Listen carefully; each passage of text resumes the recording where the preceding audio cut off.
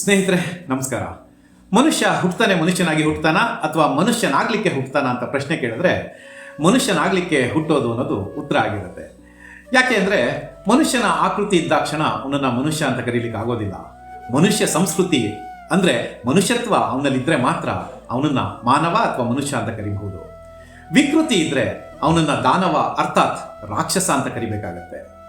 ಅರಿಷಡ್ ವರ್ಗಗಳಾದಂತಹ ಕಾಮ, ಕ್ರೋಧ, ಮದ, ಮತ್ಸರ, ಲೋಭ, ಮೋಹ ಇವುಗಳು ಮನುಷ್ಯನಿಗೆ ರಕ್ತದಲ್ಲೇ ಬಂದಿರುತ್ತೆ ಅಂತ ಹೇಳಬಹುದು. ಆದರೆ ಪ್ರಾಮಾಣಿಕತೆ, ನಿಷ್ಠೆ, ನಿಯತ್ತು, ಸಹಕಾರ, ಸಹಜೀವನ ಇವುಗಳನ್ನು ಅವನು ಜೀವನದಲ್ಲಿ ಶಿಕ್ಷಣ ರೂಪದಲ್ಲಿ ಕಲಿತಾ ಹೋಗ್ತಾನೆ ಅಂತ ಹೇಳ್ಬೋದಾಗಿರುತ್ತೆ. ಶಿಕ್ಷಣ ಅಂದರೆ ಬರೀ ಅಕ್ಷರ ಜ್ಞಾನ ಅಂತ ನಾವು ತಪ್ಪಾಗಿ ತಿಳ್ಕೋಬಾರ್ದು. ಇವುಗಳೆಲ್ಲವೂ ಶಿಕ್ಷಣದ ಅಂಶಗಳಾಗಿರುತ್ತೆ.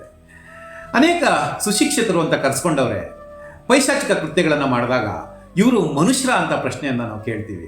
ಹೌದು, ಮನುಷ್ಯನಲ್ಲಿ ಆ ಥರ ರಾಕ್ಷಸಿ ಮನೋಭಾವವು ಸಹ ಹುದುಗಿರುತ್ತೆ. ಸಿನಿಮಾ ಗೀತೆ ಒಂದರಲ್ಲಿ ಈ ಸಾಲು ನಿಜಕ್ಕೂ ಎಲ್ಲರನ್ನ ಜಾಗೃತಗೊಳಿಸುತ್ತೆ. ಪ್ರಾಣಿಗಳೇ ಗುಣದಲ್ಲಿ ಮೇಲು, ಮಾನವನದಕ್ಕಿಂತ ಕೀಳು ಅಂತ ಒಂದು ಸಾಲು ಬರುತ್ತೆ. ಅಂದರೆ ನಿಯತ್ತು, ಪ್ರಾಮಾಣಿಕತೆ, ನಿಷ್ಠೆ, ದುಡಿಮೆ ಇವುಗಳಿಗೆ ಪ್ರಾಣಿಗಳನ್ನ ಉದಾಹರಣೆಯಾಗಿ ಕೊಡ್ತಾರೆ ಹೊರತು ಮನುಷ್ಯನನ್ನ ಉದಾಹರಣೆಯಾಗಿ ಕೊಡೋದಿಲ್ಲ. ಹಾಗಾಗಿ ಮನುಷ್ಯನಾಗಿದ್ದರೆ ಅದೇ ಒಂದು ದೊಡ್ಡ ಸಾಧನೆ, ಬೇರೆ ಎಲ್ಲ ಸಾಧನೆಗಿಂತ ದೊಡ್ಡ ಸಾಧನೆ.